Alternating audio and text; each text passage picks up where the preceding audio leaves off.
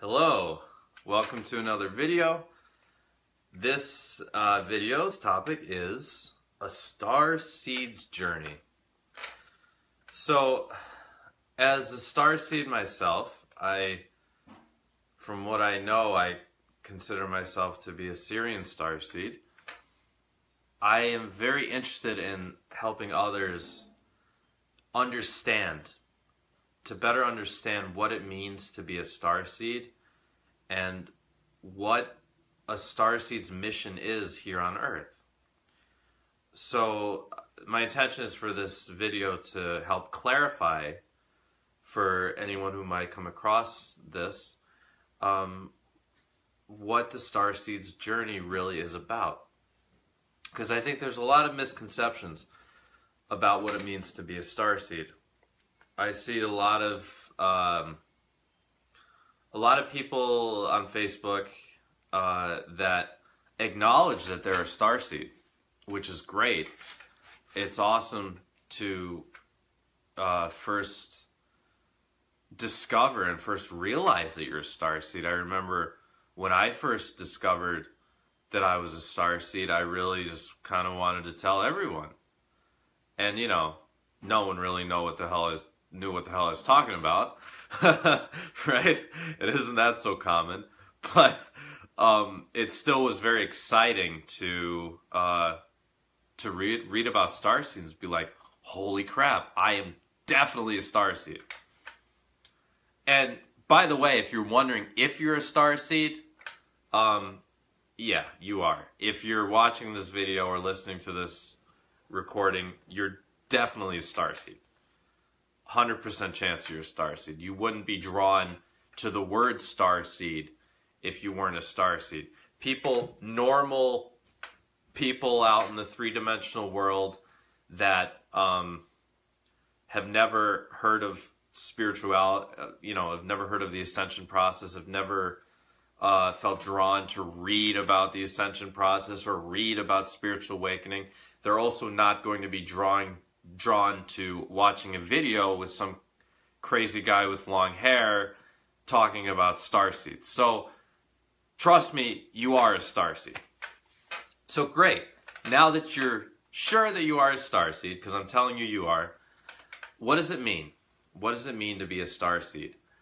Well, it means that your soul has experienced incarnations on other planets and other star systems. So you have this experience of incarnating on other places than planet Earth.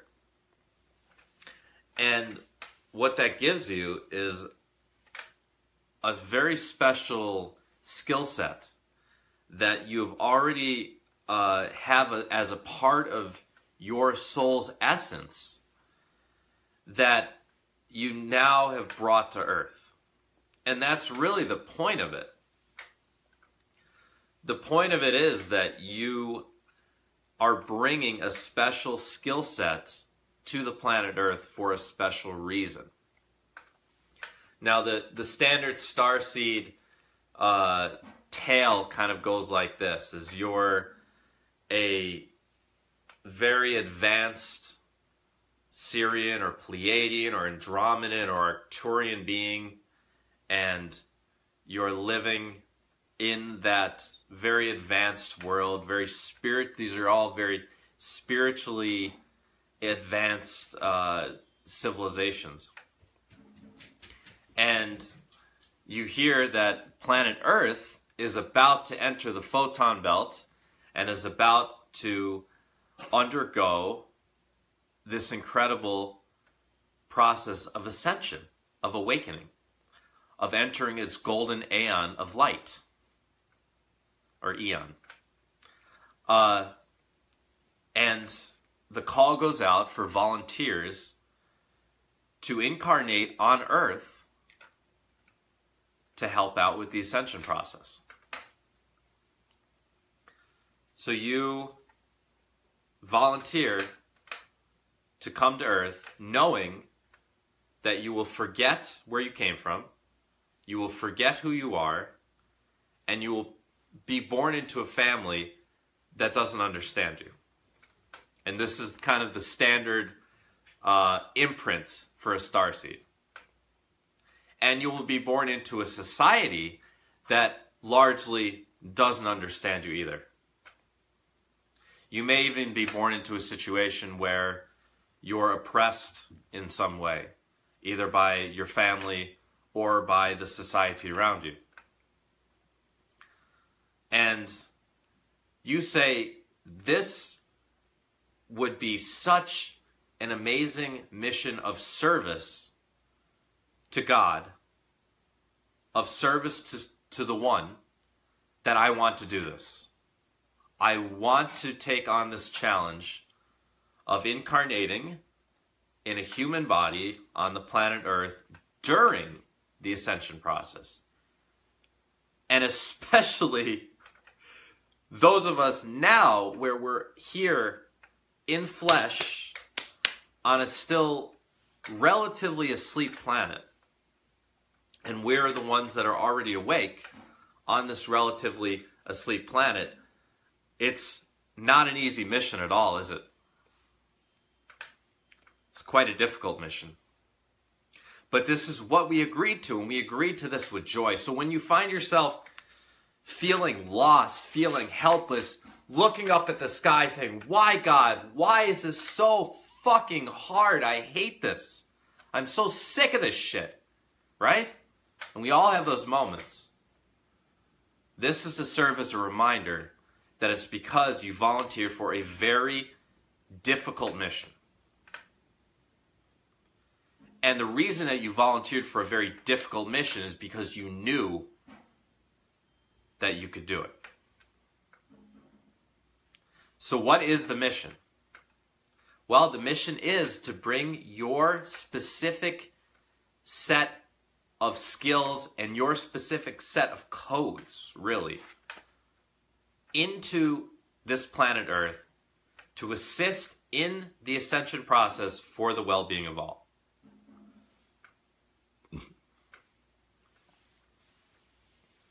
Now, you may be asking, well, what are my skills? What type of skills did I bring from this other place to Earth to serve others with? Well, to find out, ask yourself, what am I really good at? What comes naturally to me?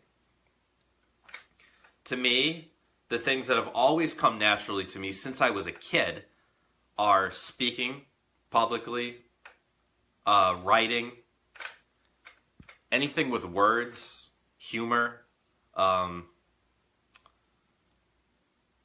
connecting with animals, connecting with nature. These are kind of my specific skills. And then later in life, I started to begin to embody my intuitive skills, being able to read other people intuitively, being able to read situations intuitively, being able to read myself intuitively, being able to feel into others' energy fields, feel into my own energy field, feel my own chakras, feel other people's auras, things like that. And these are all skills that you have brought with you to come out. And the cool thing is that since we come into this planet having kind of not lost our skills, but having forgotten our skills. And then the journey is then to rediscover all of these skills that we've brought with us. And we've brought them as a part of our soul. They are part of our soul essence. And really, on a larger level, they're part of our soul personality. You know, even souls have personalities. It's not just people that have personalities. Souls also have personalities. Souls have different traits that are stronger in them. And that's why souls are on a journey too. Because souls are learning to integrate new traits and new skills into their soul essence. So you, as an incarnate of your soul, is helping with that. But the gifts that naturally come out of you very easily, those, you can look at those and be sure that those are the type of skills that you brought as your starseed itself to this planet Earth. Now, the other side of this, which is even cooler, is that I mentioned before, your codes. What does that mean? Codes. It took me a while to kind of understand what codes means. Codes is just another word for energy. So you're bringing these frequencies of energies within you, within your essence, onto this planet to serve specific methods of awakening, to awaken people, to awaken grids. You may have heard the term grid worker, right? All of us, I believe, are grid workers, but some of us are conscious grid workers where we know, it's like, oh, I was called to go to Peru because to be a grid worker there, I was called to go to Malaysia to be a grid worker there, right? That's not everyone. That's actually never been me. I've never thought that way, and I never thought that way. But like for me, I realized that I, as a starseed, as a light worker, as an awakener, just going out my daily life, I'm infusing my city that I live in right now with these codes of light to assist in the awakening process. And it's not something that we see automatically. You don't walk past a very down and out homeless person with a severe alcohol addiction and all of a sudden, in a flash of brilliance, he is wearing robes and jewelry and chains, and the beer can is magically gone into the ether. That's not how it works.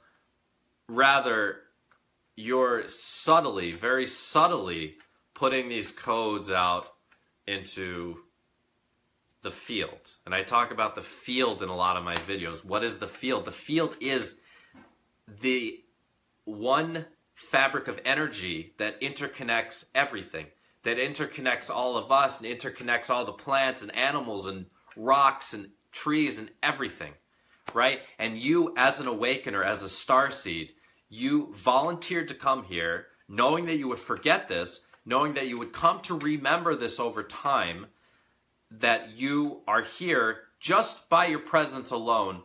You're putting out frequencies of awakening into the planet.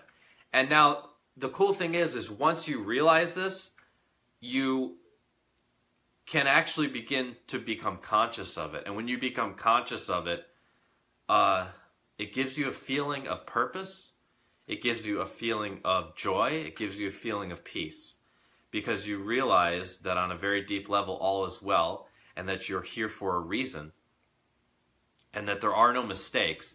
And that as difficult as things seem sometimes, even during those times where you just want to look at the sky, or you do look at the sky and just say, why, God? Why? Why am I here? Why am I here to go through this pain? And then you can remember that I'm here as an awakener. I'm a starseed. I'm a light worker. I'm here as an awakener. And just by my presence alone, I'm awakening. I may not see it immediately, but I am awakening.